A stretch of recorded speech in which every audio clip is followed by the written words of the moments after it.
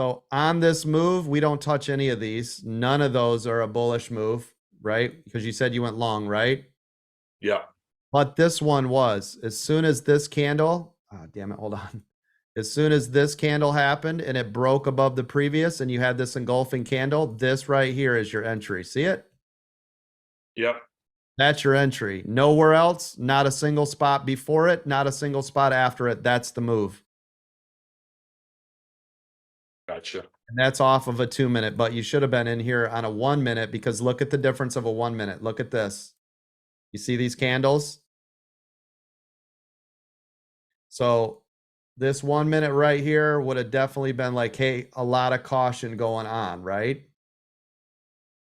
By the way, this candle was your reversal candle. You see this? Yeah. Everybody see that inverted hammer? That's your reversal candle, by the way. See it? Yep. Then it led to these right here, these soldiers to the upside.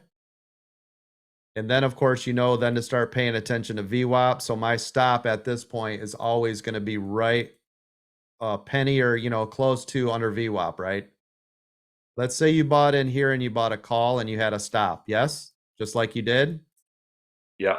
The problem is institutional sellers can come in and make this candle lose about $2 in under 10 seconds. The problem is your stop does not get triggered and you will lose 70 to 80% of your entire amount of your contracts in under 10 seconds on that stop. That was $1,000 for both contracts. So, yeah, so you could have lost up to $800 immediately because that's what these candles, these big red, this is off the 1 minute.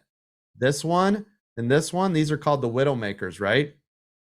Okay. It would not have triggered your stop. Ask Mark. Oh, yeah. It would have crushed you completely. And you'd have been like, oh, that's got to be the bottom. Boom, there goes another one. That's it. Your whole account's gone. So again, this one now this is a perfect example. And we talked about this. Well, we do this every day.